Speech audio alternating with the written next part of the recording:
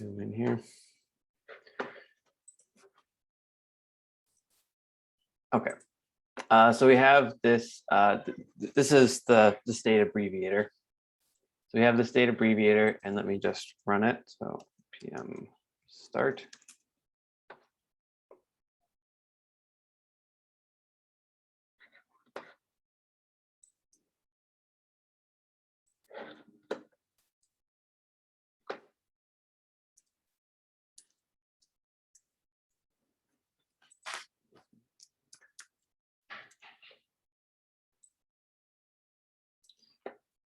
Okay, so this is working. We have the state abbreviator. This is one component. This is the display component. And then we have a drop down component right here.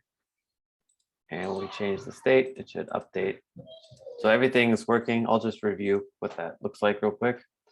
So we have these two. The basic problem is a common problem with React, where we have two sister components, display and drop down, that are dependent on, or there's a dependency. So display is dependent on what's happening in drop down. But since they can't directly share information, if you originally had written this component to be, self-contained and to contain its own state, you'd have to pull that up into app.js. So once you're in app.js, you have the state, which basically belongs to dropdown, but we're putting it here. And then we have this this handler, which sets the state, and we pass the handler down to the drop-down component, which needs to change the state. And then we pass the state here down to this display component as a prop, so that this display component will be re-rendered every time there's a state change in app. So are there any questions about that?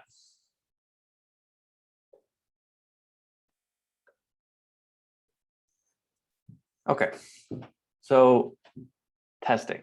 So we have, when you run create React app, you get a whole bunch of stuff by default, and some of that includes a testing framework. So React uses Jest as the test runner, and also includes some other stuff. So one of the things that gets included by default is this React testing library. So there's already one test written for you when you run create React app, and this test assumes this test is based on the default intro screen. So if we try to run this test now, it will fail. So npm test.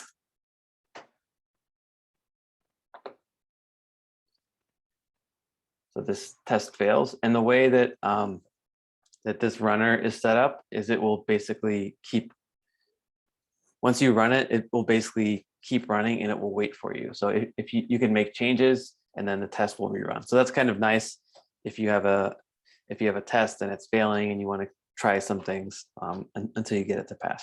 If you don't, it will just kind of automatically, it's like a hot reloading for your tests. So this may look familiar, so I'll just go to the Jest documentation real quick.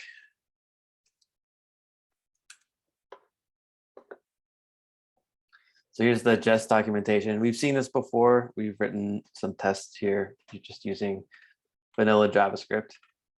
So I'm not going to get too much into it, but here's the basic idea. Is the most basic unit here is test, and this could also be called it. There's an alias, it or test.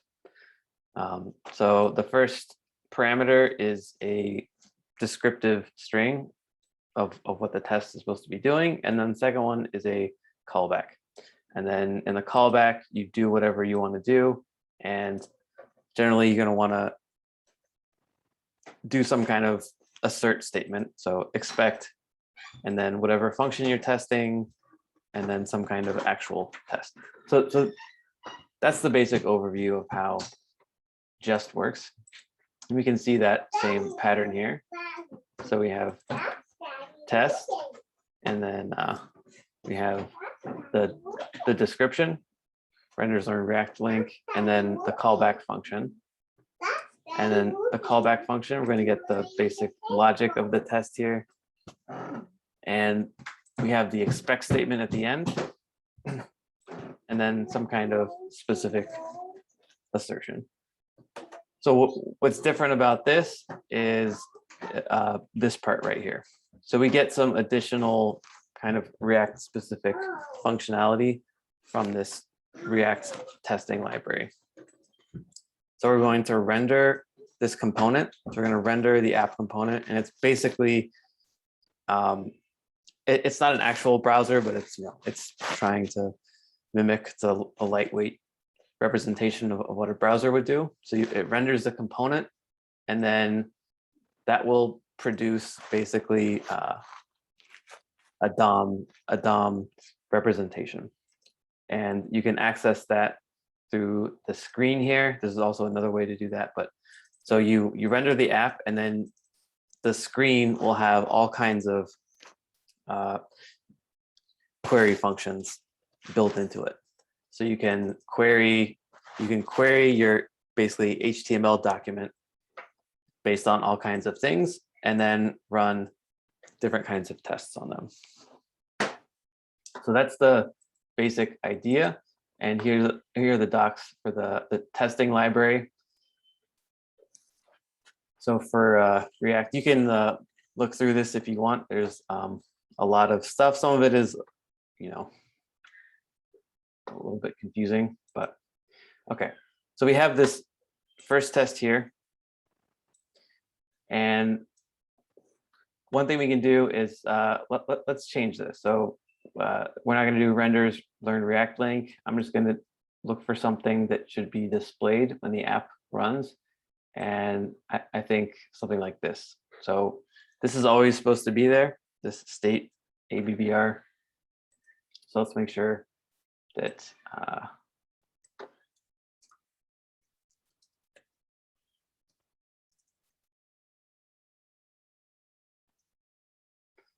something like that. Okay, so the app shows something, and then we're going to render the app. And then what we're going to do is there's a whole bunch of getters. So let's look at the documentation here. So queries.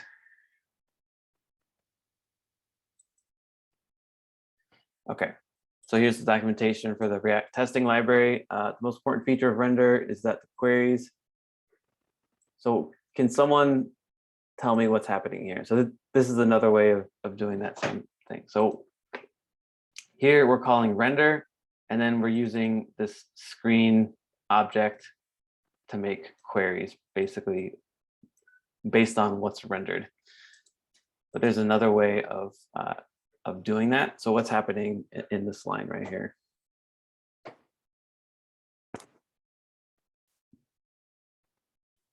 Is it destructuring? Yeah. Yeah. So this render function is being called, and it's returning a whole bunch of stuff. It's returning an object, which is basically what the screen is. And there's a whole bunch of stuff in there. We don't need all of it. We're not going to use every single query function that's provided, but we can just pick out specifically the queries that we want to run or check for, and use those. So I'm going to go to, here's the list of queries. So there's a whole bunch. You can look through this if you would like. There's a, let's see, there's a chart at the bottom.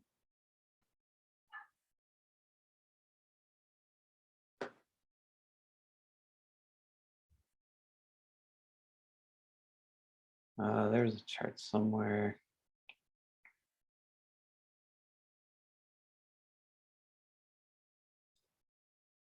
Well, anyway, so there are basically three types. There's get by whatever, there's query by whatever, and find by whatever. And they're all a little bit different. Get by will return a single element, and if it's not there, it will throw an error. Query by can return I think it doesn't, let's see, it throws an error if there's more than one, but it doesn't throw an error if it's missing. So if you want to test that something isn't there, then you could use this. But we're not going to get into all the vagaries of the documentation. So we'll just use the basic stuff. So I will do this first like this using screen. So render app and then const link element get by text. So get by text can take either a string or this kind of regular expression. So I'm going to do abbreviation.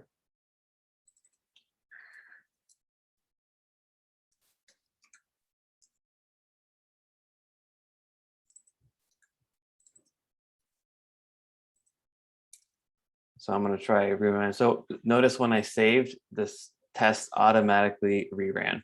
So I had run the test once and it ran and failed and then just kind of hung out there. And then when I changed anything, including changes to my app, so if I wanted to change things in the app, and then if I save it, it automatically will rerun. So this passes now. So another thing you can do, I'll comment this out, and you can do screen.debug. You can actually see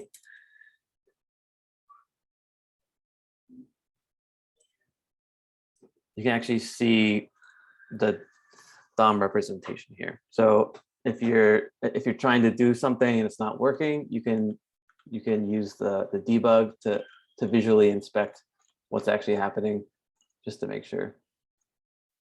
Look, there's Kansas is misspelled. Okay, so yeah, so I'm going to take this debug off, and that will rerun the test. Let's see.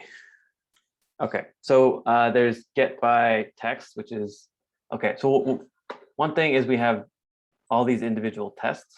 We can also wrap these tests into a larger unit, like a test suite, using a describe function. This isn't necessary, but just for organization. So describe, and this will come. So React will know about test and describe because it includes jest, so you don't have to import these. So describe will take, just like test, will take a description.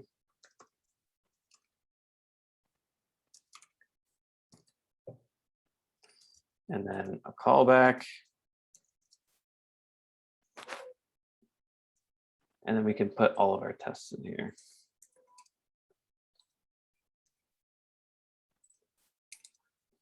If we save this, it will rerun. We have a test suite test. All right, so I'm gonna write another test here, and instead of using get by text, I'm going to use something called get by role. Now, if you've used like Beautiful Soup or Selenium or anything like that, it's a similar kind of idea where we have representation of a DOM and we grab stuff, but it's not quite as I'm not sure what the reasoning is, but it's not quite as obvious, or you can't just grab anything you want. So what you can grab and how you can grab it is a little bit more limited. You can directly use like the built-in DOM query methods, but that's not really recommended. So another thing, instead of, was there a question? Okay, so instead of using get by text, we can use something called get by role, which is the ARIA. I'm not sure how you pronounce that, but ARIA, area, whatever. So this is like the accessibility. So there's kind of built-in meaning. Sometimes you can define that yourself, but basic components also have this meaning built into them. So I'm gonna write another test. And I'm going to try to look for the drop down menu. So I'm going to test basically that the drop down menu from the drop down component is in this app when it renders. So test. Let's see, select menu.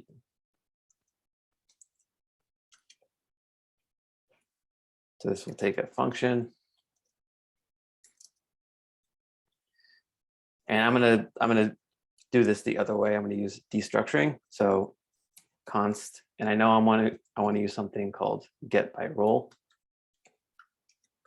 instead of get by text. And render. I'm gonna render the app component.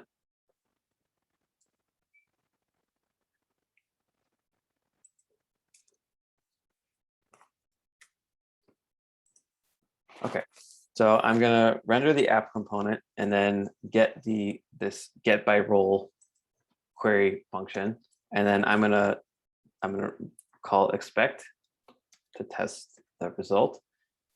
So get by role, and I'm just gonna pass in nothing first.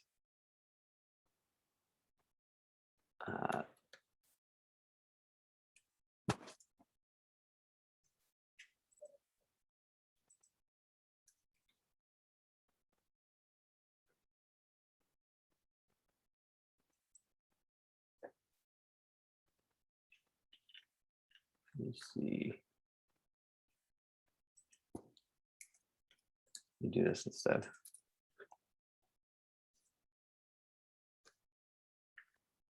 Okay, so one thing that's nice here,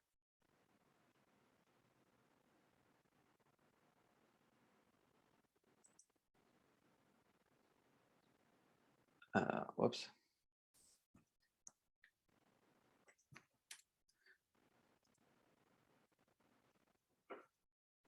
Try that again. Okay. So I tried to get by role Apple. This obviously is nonsense. That's not going to work. But one thing that's nice about this testing library is that if you try to get by role and it's not there, it will show you all of the available ones. So accessible roles. This is the ARIA stuff. So not everything is what you expect it to be. So there's one called heading, and this refers to H tags. And there's another called combo box, which is for the select. So, you know, I wouldn't have guessed that this is combo box, but that's how it is. So if I want to grab the select menu, I can do it by combo box. So now if I run this test again, it passes. So I have a drop-down menu in the app. Okay, and let's say that I want something to be null. So let me go back to the app, and let's maybe conditionally render something.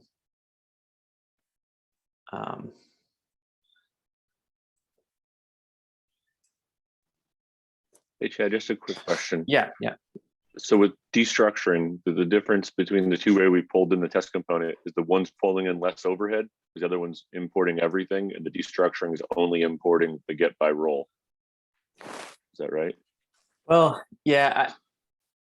So render is going to do whatever it does anyway. This is basically just an alternate. So screen will pick up everything that render puts down. So I'm not sure that we're actually saving anything in terms of like memory, but this is this is more like a convenience for developers. So it's just maybe a little bit clearer and simpler. So I'm calling render, and I want to get this function from what the render returns. Okay, got it. Thanks.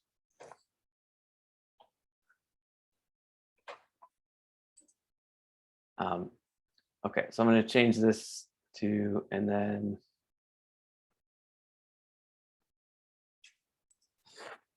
I'm going to do something like a conditional render here. this dot state.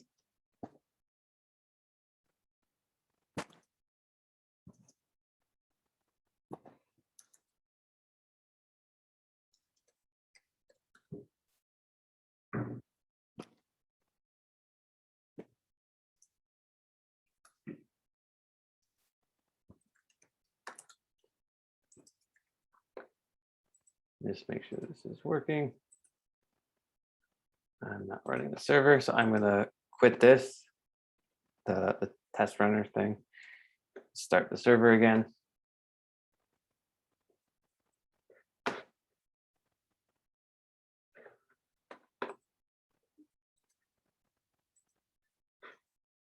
Okay. So I'm going to quit the server. So that should be working. I have this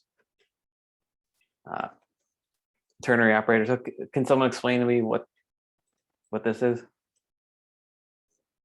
It's conditional rendering. It's basically the question mark is like an if statement, and what to the left of the question mark is the condition. To the right of the question mark is is what to do if it's true. To the right of the colon is what to do if it's false. Right, exactly.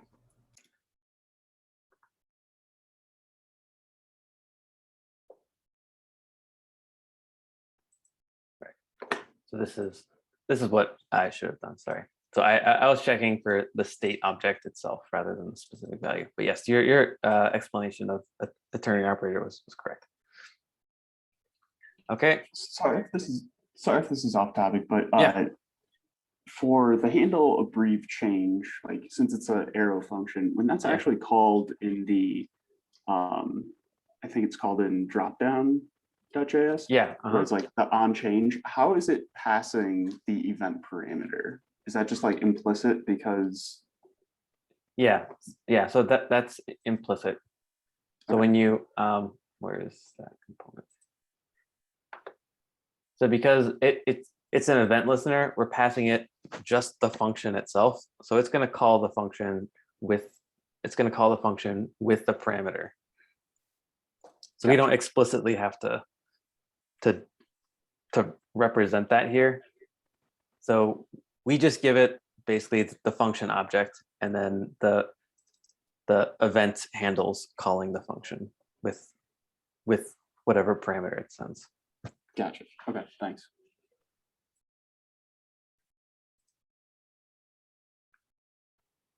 Okay, so we have this. So now I'm going to run the test suite again.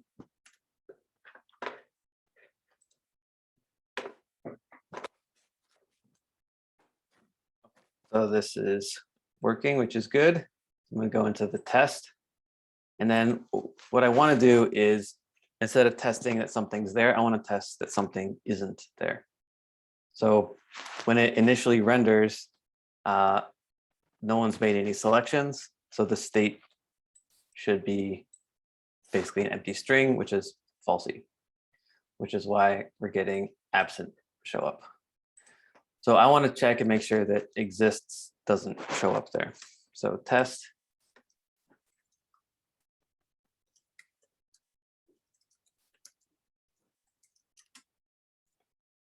And these are not very good test names, but.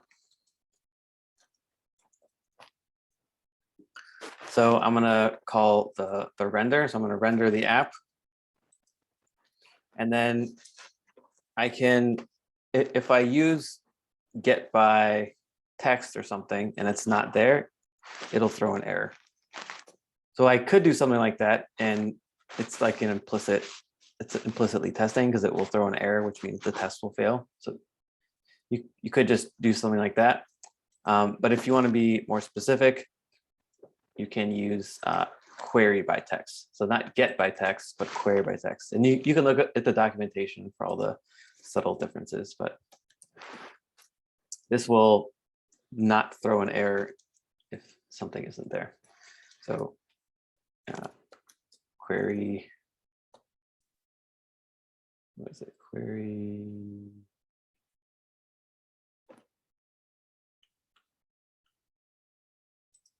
query by text. Okay, so now we're going to call expect, just like the other ones. Query by text. And we're going to look for actually,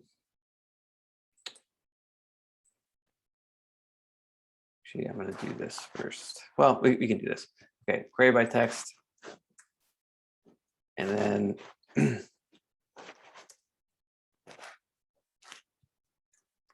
exists. I'll make it case insensitive. So I'll expect that to be null. Let me run this third test. And that passes. So if I expected it to be in the document, that should fail. Okay, and when it fails, we get this detailed message. Okay. Okay, so this is basically just like rendering. And that's essentially what this library does. There's obviously more complicated scenarios, but I just want to go over one aside from just basic rendering is and a user event. So we can handle user events.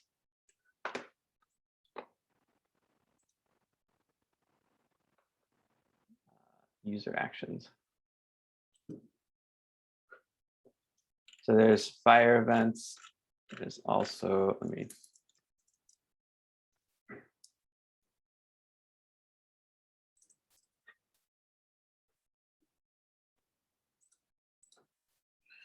So I have the.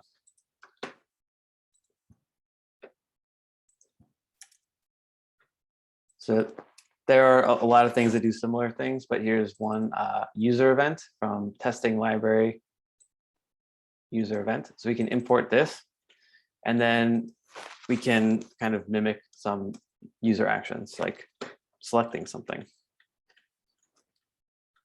So we're going to test. And what I'm going to do,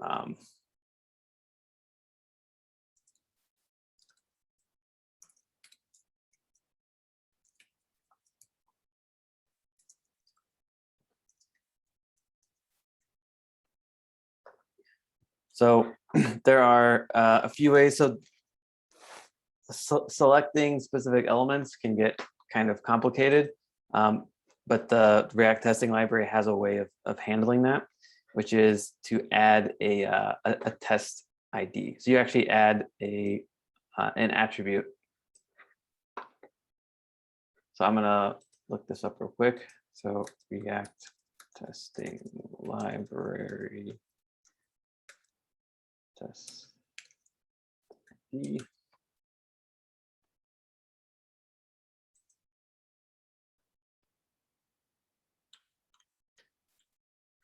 So here's a documentation for by test ID.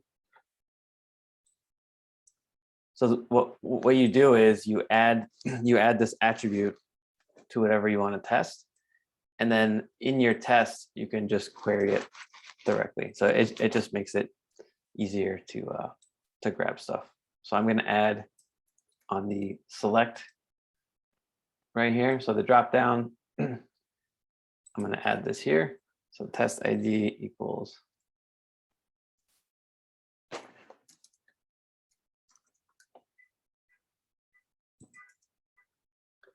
So I'm going to add this. This is for testing. So there's some question about whether this is, something you want to do, because this would show up in production. So that may or may not be something that you want. So if you can read people giving their different opinions on whether you should do this or not, but I'll just do this because it makes the tests a lot easier to write. So I'm adding this attribute on the select menu here. And then I go in here and I can do my render. So I'm going to call render app again. And this time, what I want to return is another query, another special query method, which is going to be called get by test ID.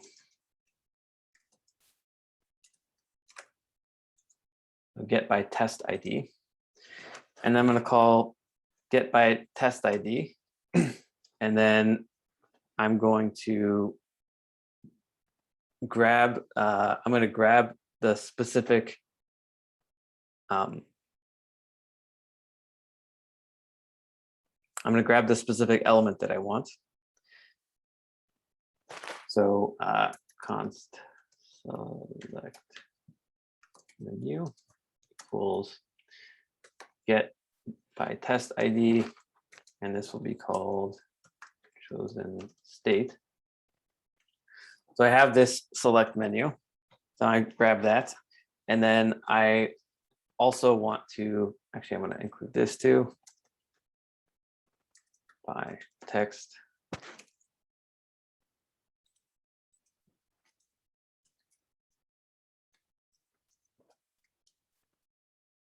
get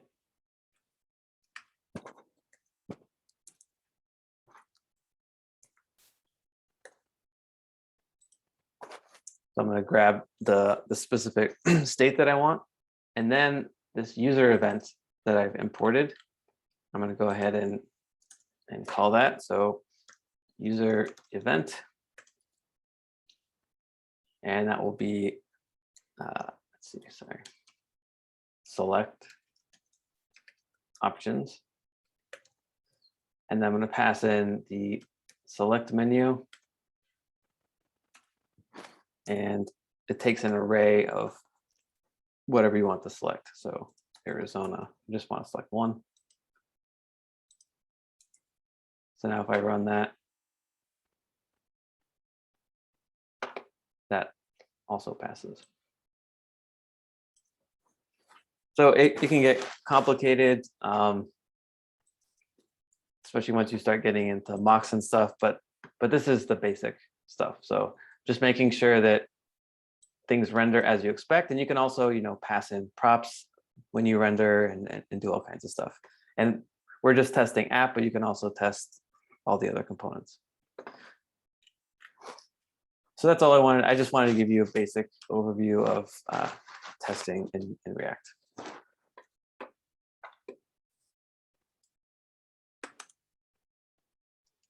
Chad, in this example, in line 28, the I after Arizona, what is that?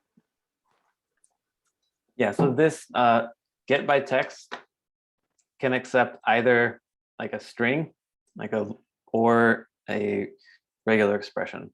So this is just how JavaScript does regular expression. So Arizona is a regular, it's obviously a string, but it's a regular expression, and I is a flag.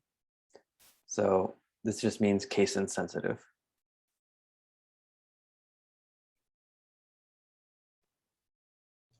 Chad, is that user selects Arizona, is that actually testing for something? Like, if you switched the Arizona to like Oregon or something, would that come up as would that fail the test? Yeah, so let's see, select menu. I mean, if I just did something else though, that would, it should fail for other reasons. Let me try running.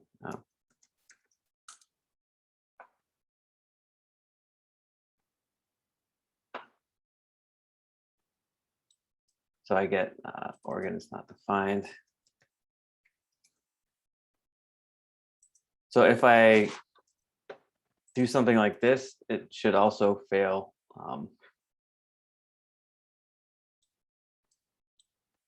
So it fails here. I could try doing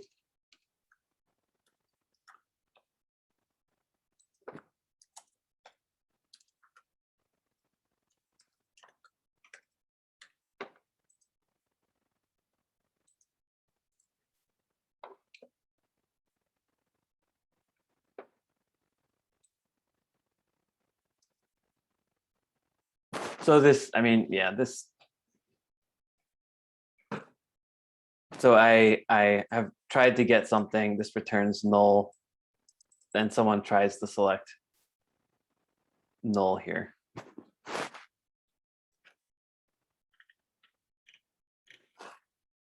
So making up like an entire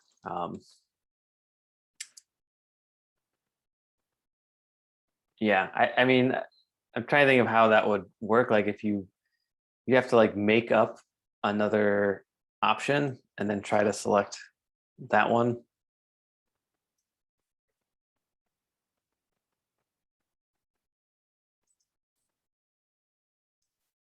But here, I mean, this is passing and this line is failing because this is null.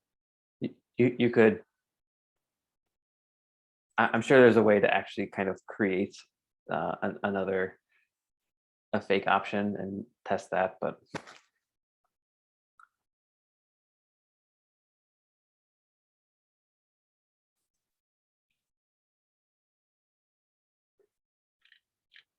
yeah.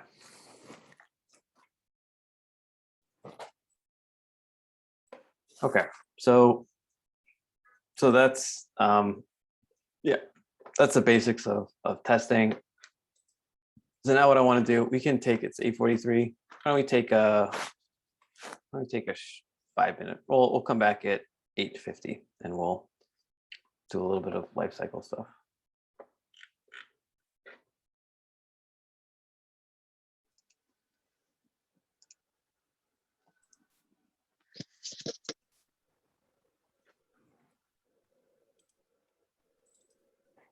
All right, so we're gonna look at a slightly modified version. So instead of the state abbreviator, it's going to be basically like getting users. So I'm going to run the server.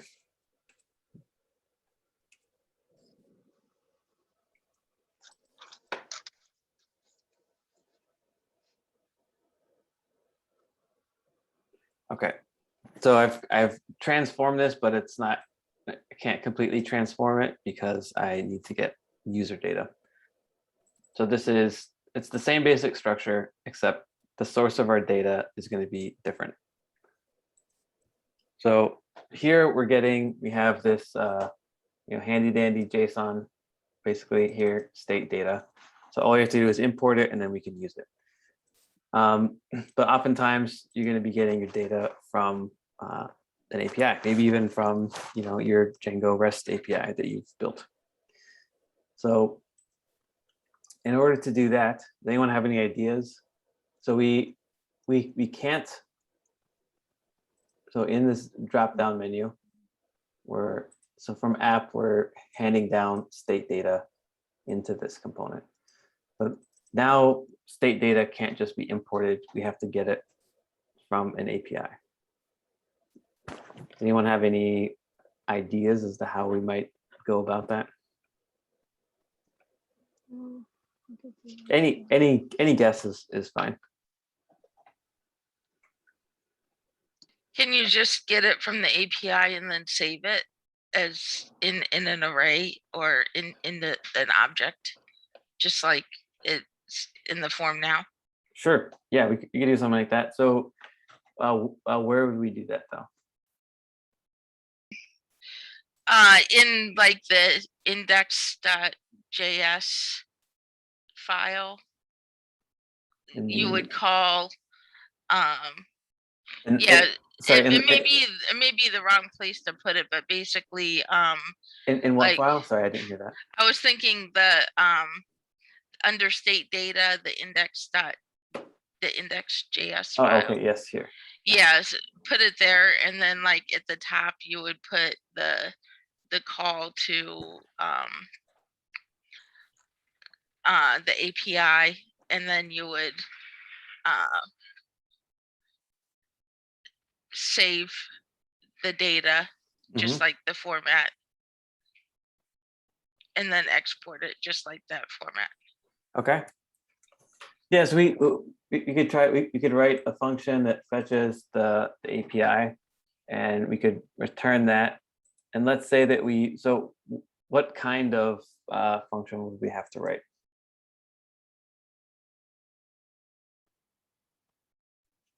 Is it asynchronous? Yeah, so it would have to be in an asynchronous function. So we have, so let's say we import it. So now state data is in asynchronous function. So if we try to pass, so what's going to happen is the app's going to load, this render method is going to get called, and this state data, let's say we call the state data function here. When we call it, it's going to return undefined basically immediately, and so we won't be able to use that data to populate the drop down menu.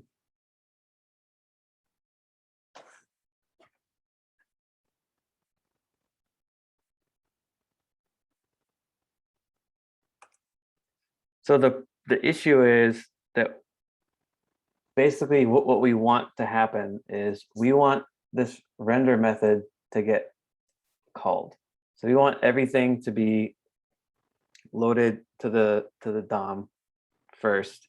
And once it's actually there, then we want to make the call to fetch the data so that we can populate this drop-down component. And React has a way of doing that. There are all these lifecycle methods that React will basically call under the hood in a sequence. And there are a whole bunch of them. Probably the most important one is called component did mount. So component did mount will be called once your component mounts, meaning it's painted to the DOM. So we can override that built-in method that's going to get called, and we can do whatever we want. So component did mount.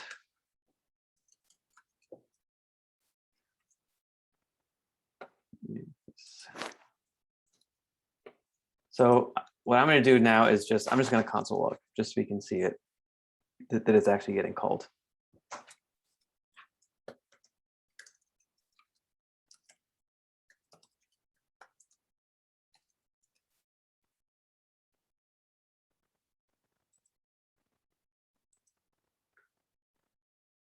Let me change this, sorry.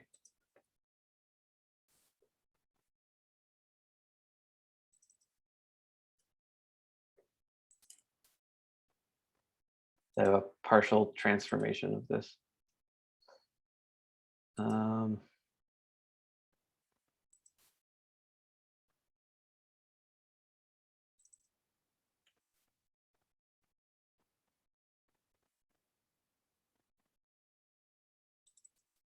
This is called data, state data.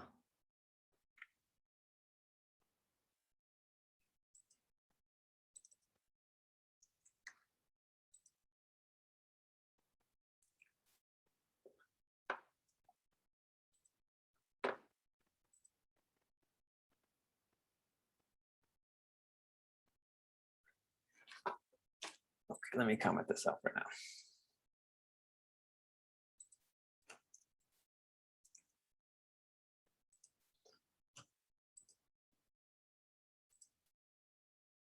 Okay.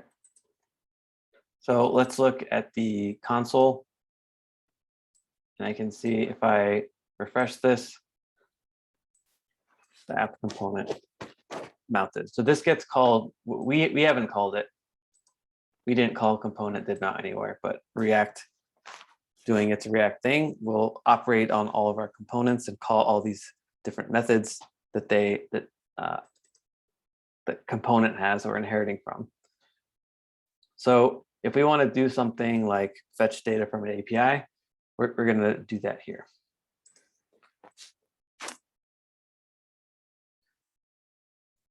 So can you access component did mount in a functional component too? Not exactly. So there is a way of doing something similar. So there's a hook. So there isn't a one-to-one correspondence between class lifecycle methods and functional hooks. But we'll see. So we'll do this example in class-based components, and then we'll do it in functional components. And you'll see that it's it's similar, but it's a little bit different. Yeah, so we have the component did mount, and now we want to make an API call. So we're going to get our data from JSON placeholder.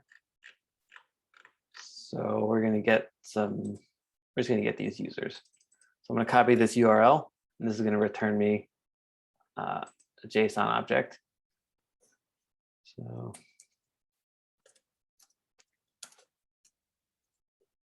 something like that. So how do I just get this data first off?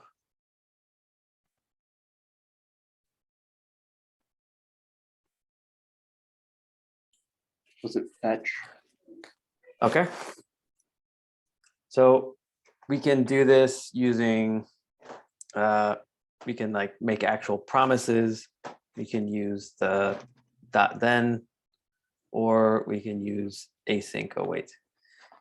And I'm gonna use async await because that's kind of the standard thing to do, and it's the simplest one. So there's a little bit of a trick here. So component did mount is not, it's not in asynchronous function. So we can try making it async. So now we've marked this function as asynchronous, meaning it's going to return a promise. So we have this asynchronous function. So now when we fetch,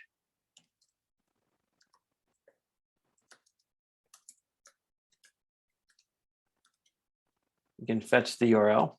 Then we have to do some obligatory processing here. So const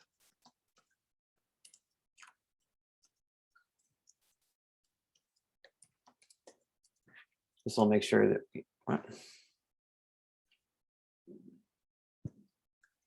this will make sure, so we do have to await it. This will make sure that we actually get all of the data in our body. And then when we have that data, what we want is, we don't want the whole user object, we just want their names. So if I have this JSON object and I just want to get an array of names, so I want this name, this name.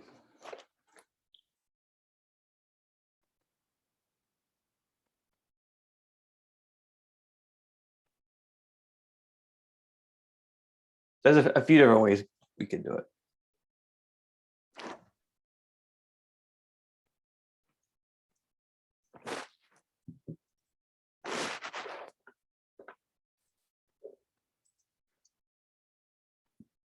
No thoughts? Okay. I'll just do, so I'll use map. That's, I think, the simplest thing to do. So,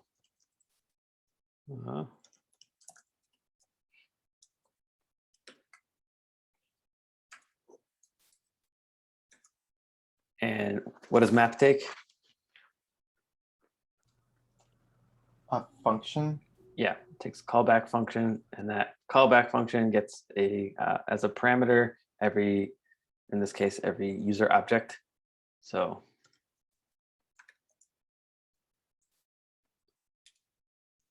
and I just want to return the name.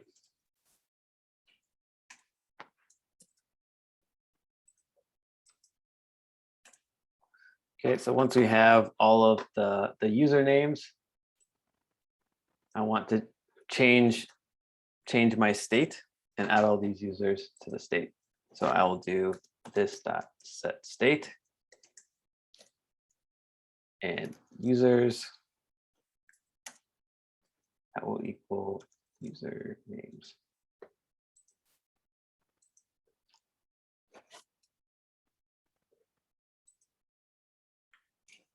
All right, so let's see if that runs.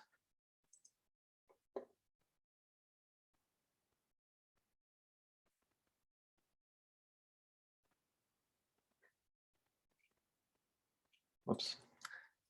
So what's my problem here?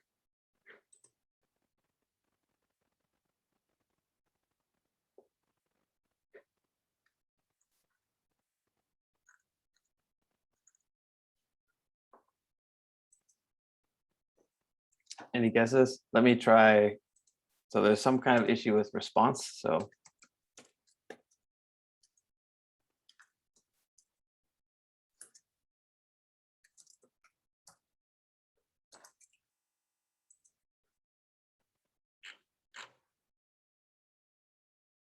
what is response? It's a promise, so you need to await it, I think. Yes.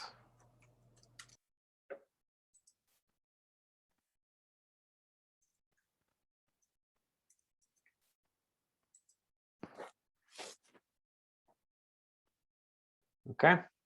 So if we go to the components, let's see if our app, so our state, the state of our app, even though we haven't set up all of the UI, so this looks like, garbage, we can still use the dev tools in this intermediate phase that we're in to make sure that things are still working. So our state is actually changing. So our app has this information in it.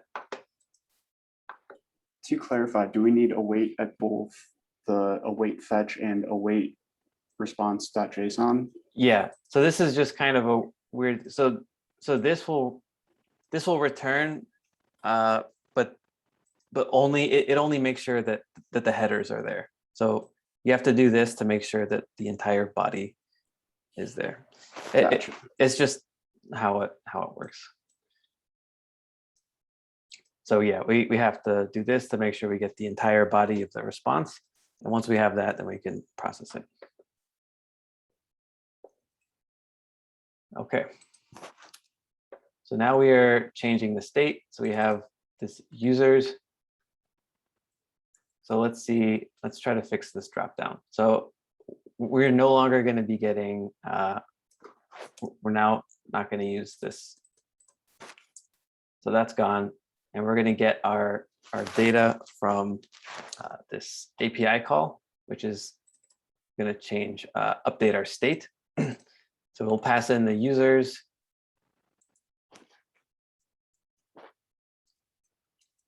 This state users. And then in the dropdown, this props users. So that should be an array and it should map. And this is going to be wrong because this is just going to be a username. So I'll just fix this real quick.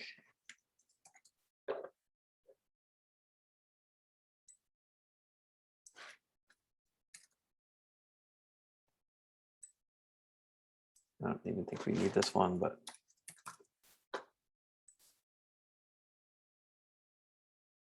okay. And then this is not going to be handle abbreviation change. This is going to be handle user change.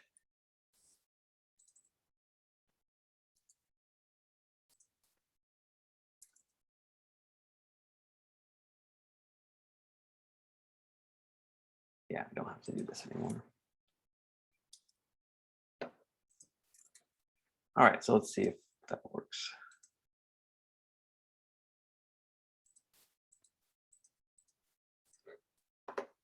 See what's going on. So app has the current state that we want. So we've made our API call and we've gotten our users, and the drop down has users available to it as an array. So let's take a look at the drop down. This props.users.map.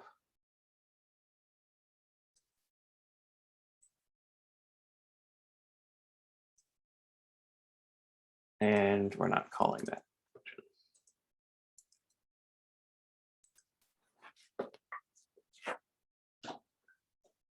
Okay, so now the data in our app is not coming from a file, it's coming from an API call.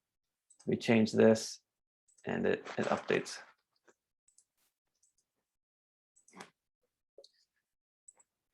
So if this were just, let's say, a vanilla JavaScript app, you would be able to handle this a little bit differently. But with React, you kind of have to follow their model a little bit. And there are, component did mount. You can think of it basically as this is when I fetch data from a third-party API. So once a component mounts, you can fetch the data and then change the state. The state change will trigger a re-render. And then in this case, that will update the props here, which will allow us to populate this right here. So are there any questions about that?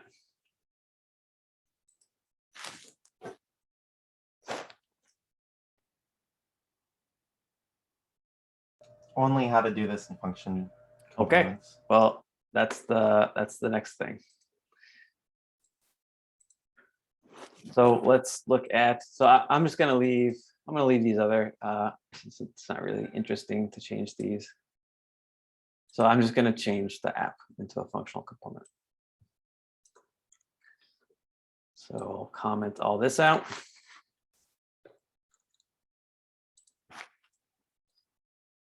So it's a function. I'm going to make it an arrow function.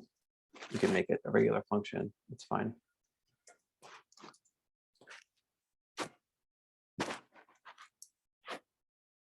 And I'm going to export it.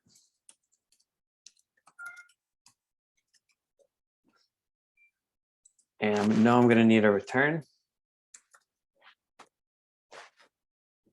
So I'm going to copy what's in here. I have to make a couple tweaks, but so one, there's no this. Get rid of all this stuff.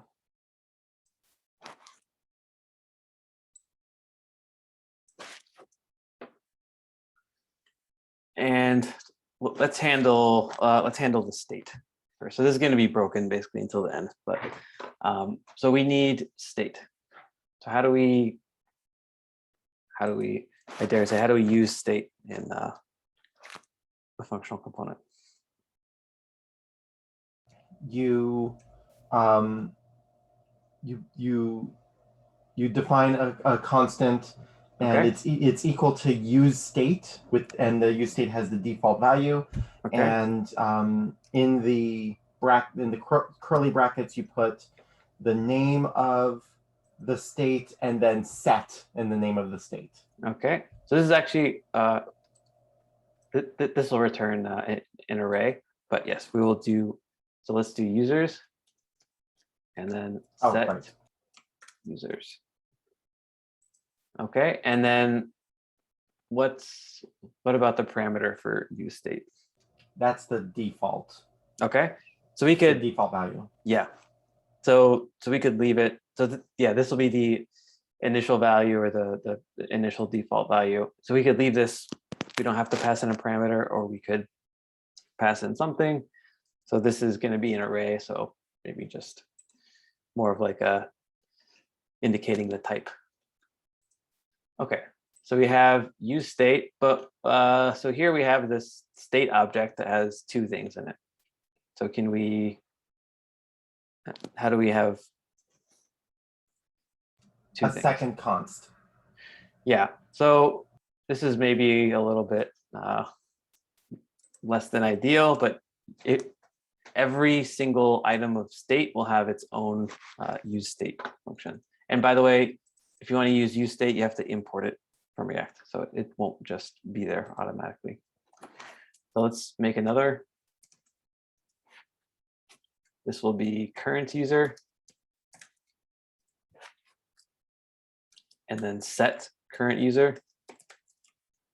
Again, you can call this whatever you want, but the convention is to call it set whatever.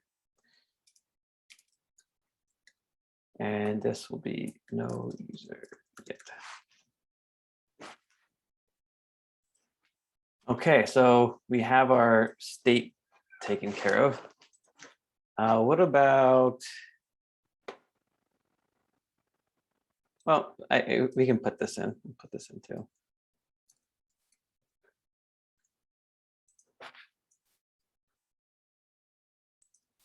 So we're in a function, so we can't just have things floating around. So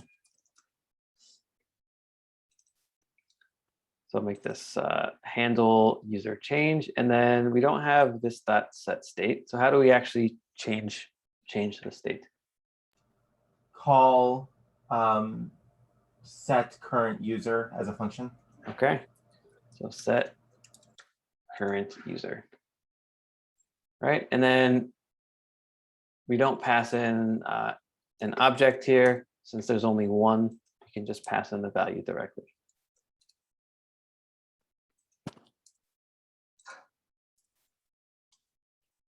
Okay, so now we have our state, and we have this handler function that can now change the state, but we don't have our initial data. I wonder if will this actually run still? Curious. Yeah. So if you look at app, we see we have our state. So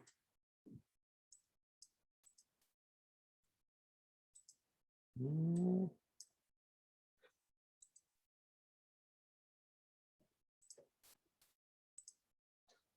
then the props, which is getting from current user, and handle change and users is getting passed in there.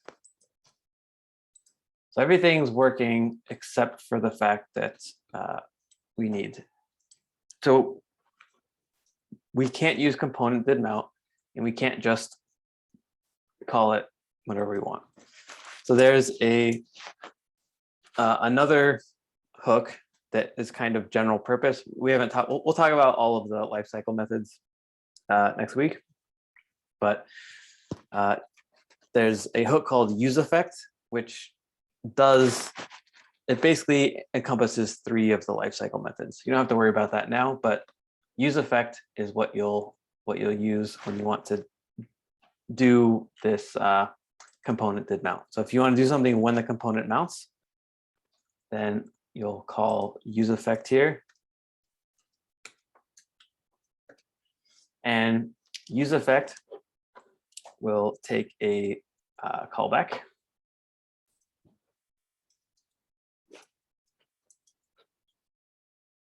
And then within useEffect, it's a little bit tricky, but if you want to do something asynchronous in useEffect, so in component did mount, we just made component did mount asynchronous. Basically, we just said, it's an anonymous function, but component did mount, you're now asynchronous. We can't do that with useEffect. So we can't directly make this callback function asynchronous. So what we have to do is we have to define an asynchronous function within this callback function, and then call it there. So I'm going to do that. I'm going to grab all this stuff so I don't have to rewrite it.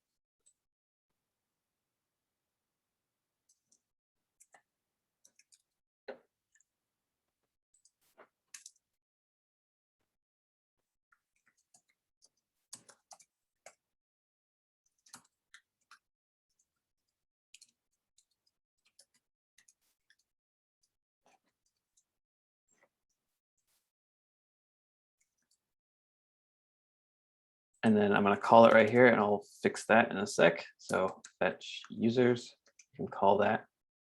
So it's a little strange, but we have this callback function, and then we're going to call our asynchronous function within that. So I will say that app mounted, and it's not just that it's mounted, but it's also, it could be, we'll talk about this in a sec. Okay, so we have our URL, we have the response. This should all work the same. I'm gonna get rid of that. Response.json, usernames. So once we have all of the usernames, what are we gonna do with those?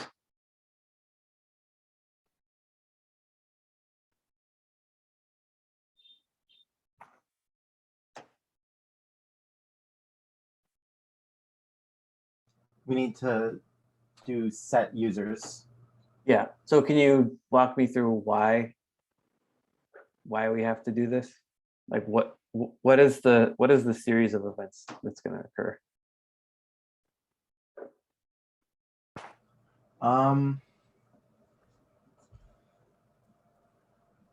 So the usernames variable there that's not being used, so it's underlined, isn't doing anything with our state. So we have to actually set our state users to equal usernames. Okay. And then once we do that, so just walk me through. So I go to the web page. I go to the web page for the first time. So walk me through everything that happens. All right. So you go to the web page. It loads. It initially sets the state of users to an empty array. Mm-hmm. Then useEffect is called, and the async fetch users is called. It does all that stuff, and then it resets it resets users to to usernames in set users. Okay. Yeah. So we have to. So I'm going to give another parameter. I'll explain this in a second. I'm going to pass in an empty array as the second parameter. So useEffect can optionally take a second parameter. We'll talk about that in a sec. So this is going to load. And then once this is mounted, once the component is mounted, useEffect will be called. useEffect will fetch data from our third-party API. And when that data comes back successfully, it will change the state of our app component, which will trigger a re-render. So then this will re-render, the app will re-render. It will have the users, all of our users. This should be users. Well, yes, sorry. It will have all of the users here. That will trigger a re-render of the child components, which will get updated props, which will then be displayed. So let's save this and see if it works.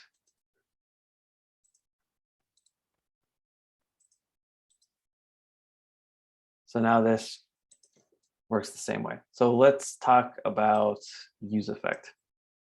So we'll again, I hate to keep delaying this, but we'll talk about this in more detail later. useEffect, if you give it an empty array, this is an array of dependencies. So the question is, when does useEffect get called? Well, by default, it will get called every time the component mounts, which should just happen once, basically. So when a component mounts, it will get called. It will also get called anytime there's a change to state. So anytime there's a re-render, useEffect will get called. So if you don't restrict it, I mean, there are use cases where you would want this to happen, but here, if we don't do this, let's see what happens. Hopefully I don't get kicked off of I'm gonna actually disable this. Sorry, let me console log something. Oh, I was console logging. Let me try that one more time, and I'm gonna check out the console log.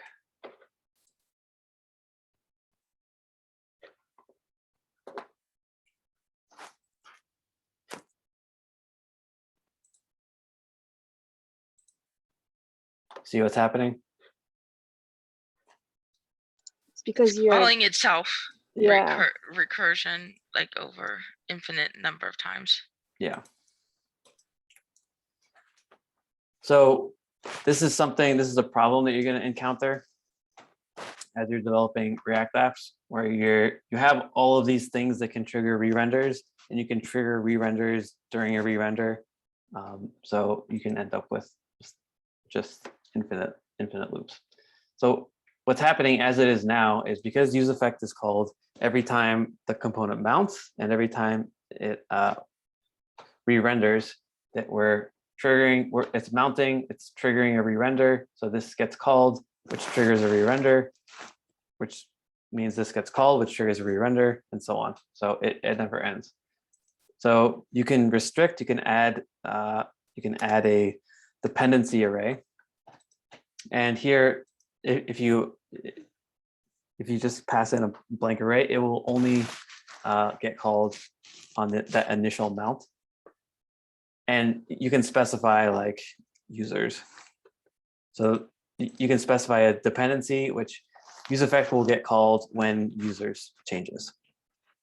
And you could pass in multiple dependencies.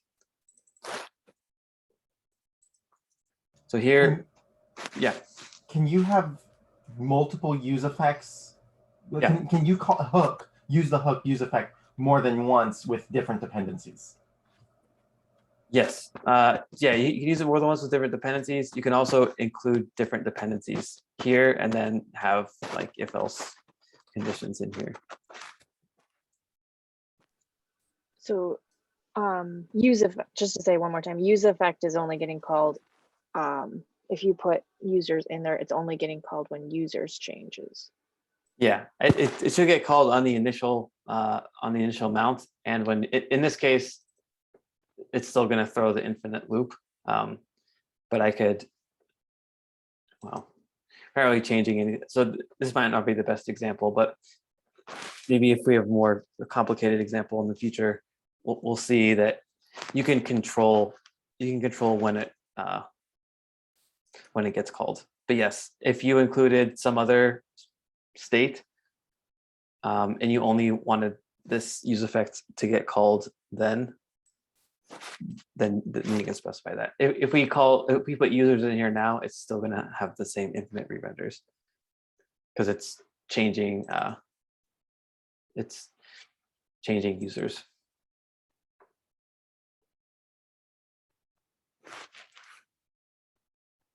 What would happen if you put current user? It shouldn't, yeah, it shouldn't. So use state, user. So if you Let me put see. current user, it will run useEffect every time the current user changes, right? That's what I was guessing too. Yeah, let me think for 1 second. Like every time you select from that drop down. Yeah, so we're passing in, so current user, where are we changing? Set current user. So handle user change. Yeah, so anytime this changes, that would trigger a re-render, which would trigger this change here. But I don't think that would be infinite for me. Let's see.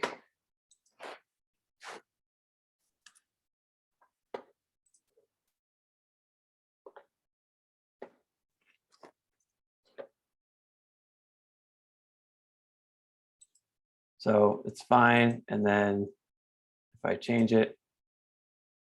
And we get that second console log, so we know it's doing useEffect. Yeah. So here, this is not correct. This would be mounted or.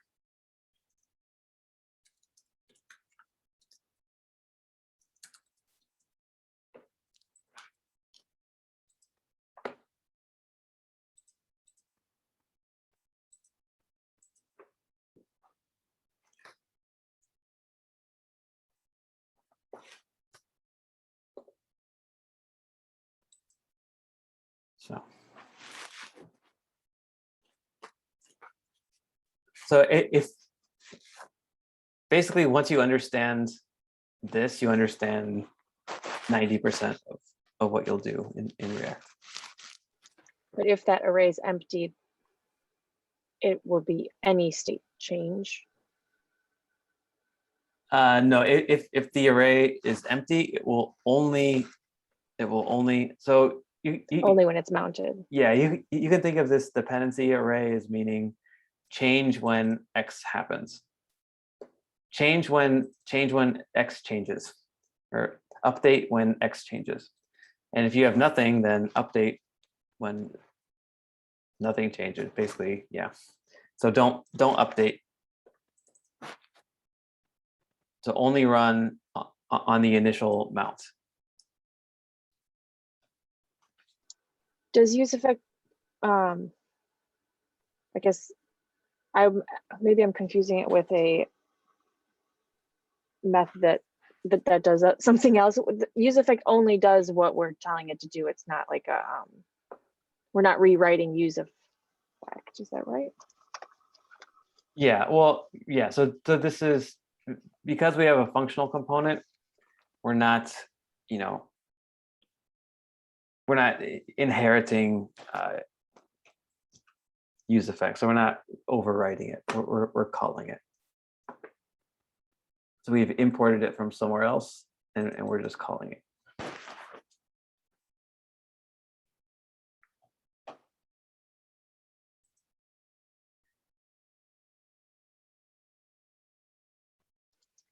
So if we wanted to do more than one of these, we could call use effect again with completely different, with a completely different callback function and do something else.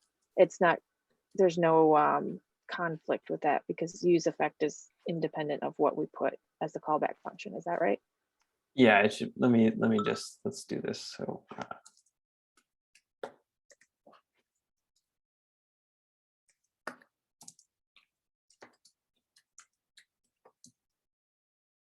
so I'm going to first off add, so I don't get infinite re-renders just in case, which shouldn't happen because I'm not doing anything, but. So the second use effect is called and it doesn't get called again. And if I take this off, it should get called every time we change anything. So this gets called, this gets called, this gets called. So I mean, you would want to be careful from a, like a developer perspective.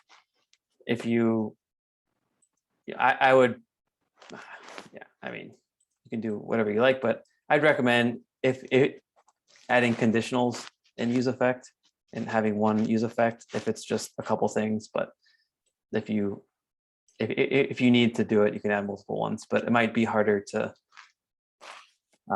notice when you have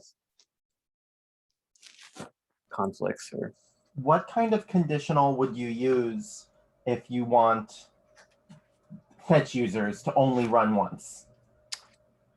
yeah, so it would depend.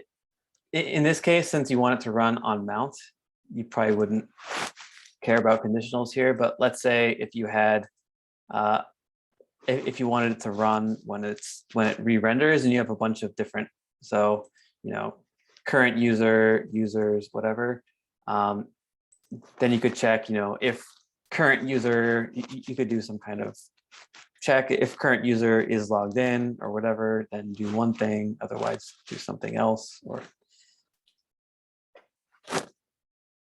so for this case, for that initial mount, I would say, yeah, probably wouldn't need to do anything conditional here. I don't know what condition you would check.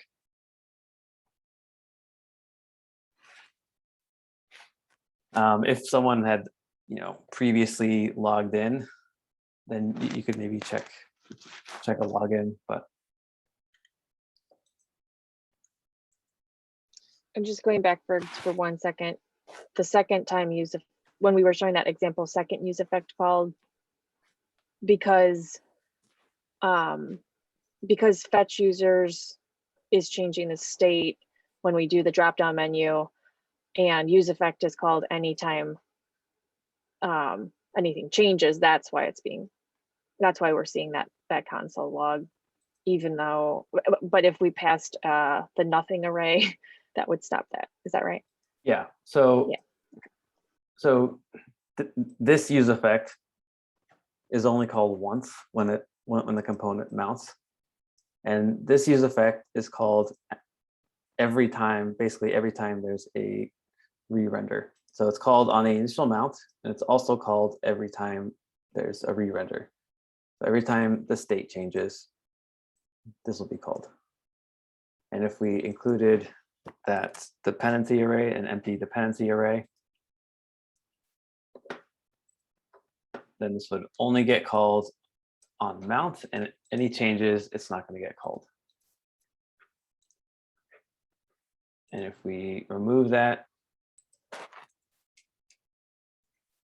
now it's going to get called on the mount. And see that it got called twice initially. So why did this get called twice? So if I refresh this, let me see. Let me try that again. Yeah, so use effect gets called twice. So use effect here, use effect here. So all I did was refresh it. So can you tell me why? It's because the fetch users is loading all the names into the drop down. First it's an empty drop down, and then it loads all the names in. So it's already been re-rendered once. Is that right? So let me ask a slightly different way. So what is causing this first call? That's the mount. Yes. So this is getting called during that initial mount. So that's what's showing up here. And what is causing this second call to use effect? The re-render of the mount, not mount, but of the app Yeah, component. and what's causing the re-render of the The component? setting of the state. Yes, here. Yeah. So this use effect, when the component initially mounts, it changes. So both of these run on that initial mount. But on that initial mount, this use effect changes the state, which triggers another rendering. But this one is, immune from that. So this one doesn't get called on that second re-rendering, but this one still does because it doesn't have a dependency array.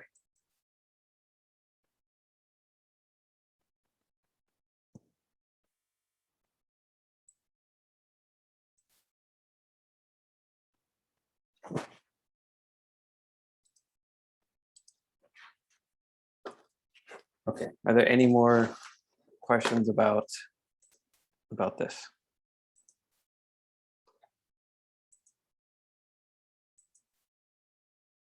It's been a little long on the lecture, so why don't I'll end it here, and if you have any more questions, I'm happy to talk to you individually.